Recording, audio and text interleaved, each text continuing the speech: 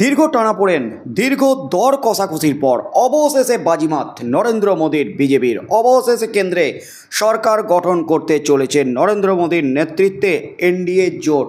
অবশেষে শরিক দলগুলির গ্রিন সিগন্যাল, প্রধানমন্ত্রী হতে চলেছেন নরেন্দ্র মোদী।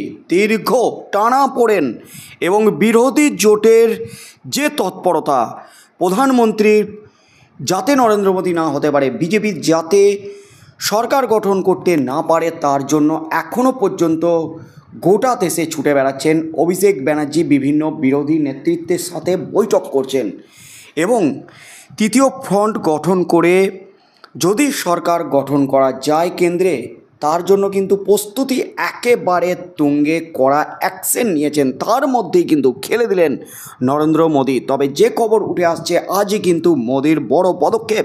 কিছুক্ষণের মধ্যেই যা পদক্ষেপ নিতে চলেছেন নরেন্দ্র মোদী, তাতেই কিন্তু একেবারে নাকানি চোমানি খেতে চলেছে ইন্ডিয়া জোট। এই মুহূর্তের সবচেয়ে বড় খবর, 9 জুন সন্ধ্যে 6টায় তৃতীয়বার প্রধানমন্ত্রী হিসাবে শপথ গ্রহণ করতে চলেছেন নরেন্দ্র মোদী।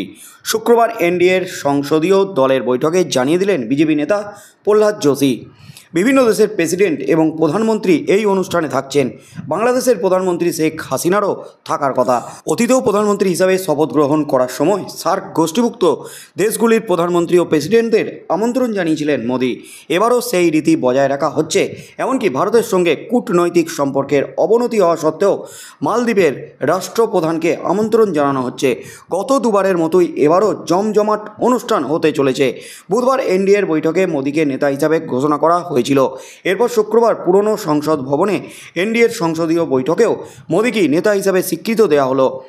এই বৈঠকেই প্রহ্লাদ জানিয়ে দেন রবিবার সন্ধ্যে 6টায় শপথ গ্রহণ করতে চলেছেন মোদী। এই বৈঠকে বিজেপি ও এনডিএর শরিক দলগুলির নবনির্বাচিত সাংসদদের পাশাপাশি ছিলেন বিভিন্ন রাজ্যের মুখ্যমন্ত্রীরা।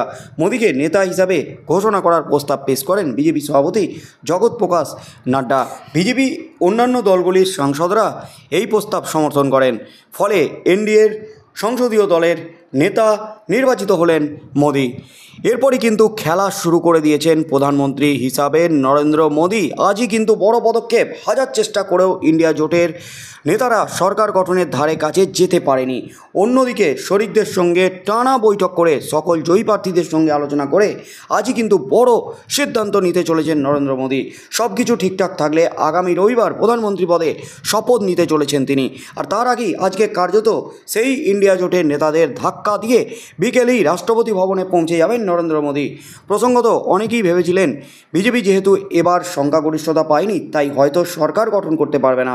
অন্যদিকে কংগ্রেস ভালো ফলাফল করায় ইন্ডিয়া জোটের সরকার এবার গঠনের দাবি জানাবে। কিন্তু তার আগেই নরেন্দ্র মোদী বড় খেলাটা খেলে দিলেন, এমনই মনে করছেন রাজনৈতিক মহল। এনডিএর সমস্ত জোট শরিকদের সঙ্গে আলোচনা করে প্রধানমন্ত্রী পদে ইস্তফা দিয়ে আবার নতুন সরকার গঠনের পথে এগিয়ে গিয়েছেন তিনি, যার একটি বড় পদক্ষেপ নিতে দেখা যাবে আজ। জানা গেছে আজ বিকেলেই এনডিএর সমস্ত জয়ী প্রার্থীদের সই সম্বলিত একটি তালিকা রাষ্ট্রপতির হাতে তুলে দিতে চলেছেন নরেন্দ্র মোদী। ইতিমধ্যেই সেন্ট্রাল হলে সমস্ত জয়ী প্রার্থীদের সঙ্গে বৈঠক শুরু হয়েছে, যেখানে দলনেতা হিসাবে মোদীকে নির্বাচিত করা হয়েছে বলে খবর।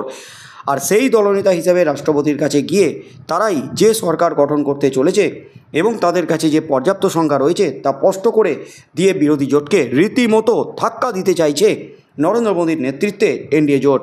কারণ বিশেষজ্ঞরা বলছেন বিরোধী জোট ভাবতেই পারে যে শুধু জোট শরিকদের জয়ী প্রার্থীদের সংখ্যা নরেন্দ্র মোদীর কাছে আছে, কিন্তু এর থেকেও অনেক বেশি সংখ্যা তিনি নিয়ে হয়তো সেই তালিকায় রাষ্ট্রপতির কাছে বিরোধীদের আরও চমক দিতে পারেন। তাই দিনের শেষে গোটা পরিস্থিতি কোথায় গিয়ে দাঁড়ায় সেদিকেই নজর থাকবে সকলের। প্রধানমন্ত্রীর লিস্টে কিন্তু বড়সড় চমক আছে এমনই মনে করছেন রাজনৈতিক মহল। এমনই কিন্তু ইঙ্গিত মিলেছে, কারণ ইতিমধ্যেই নির্দল প্রার্থীদের 7 জন জয়ী সাংসদ এনডিএ জোটের সাথে যুক্ত হয়েছে এবং তার সাথে সাথে ইন্ডিয়া জোটের কোনো শরিক দলকে, কোনো জয়ী সাংসদকে এনডিএ জোটের সাথে যুক্ত করলেন কিনা প্রধানমন্ত্রী নরেন্দ্র মোদী।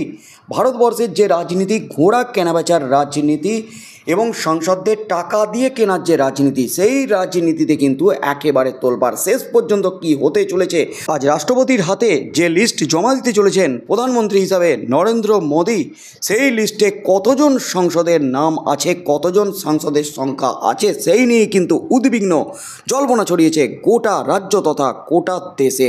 তাই কি হতে চলেছে রাষ্ট্রপতির হাতে সেই লিস্ট তুলে দিলে, তারপর কি হতে চলেছে? ইন্ডিয়া জোটের নেতারাও কিন্তু বসে নেই, তারাও কিন্তু জোরদার চেষ্টা শুরু করে দিয়েছে ইতিমধ্যেই সরকার গঠন করার জন্য। তবে পাল্টি কিন্তু বারবার খেয়েছেন চন্দ্রবাবু নাইডু এবং নীতিশ কুমার।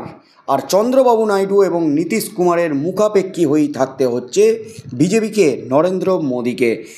একবার যদি চন্দ্রবাবু নাইডু নীতিশ কুমার হাত থেকে ফসকে যান, তাহলে কিন্তু আবারও খেলা ঘুরে যেতে পারে, যে কোনো মুহূর্তে সরকার কিন্তু পড়ে যেতে পারে।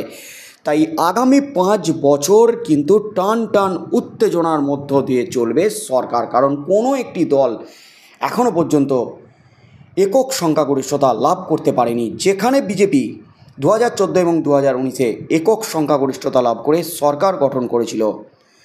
তাই কি হতে চলেছে আগামী দিনে, সেদিকে চোখ থাকবে গোটা রাজ্য তথা গোটা দেশের। তবে আজই কিন্তু বিকেল বা সন্ধে নাগাদ খেলা ঘুরিয়ে একেবারে বড় সড়ো ধাক্কা দিতে চলেছে বিরোধীদের প্রধানমন্ত্রী নরেন্দ্র মোদী, এমনই কিন্তু মনে করছেন রাজনৈতিক মহল।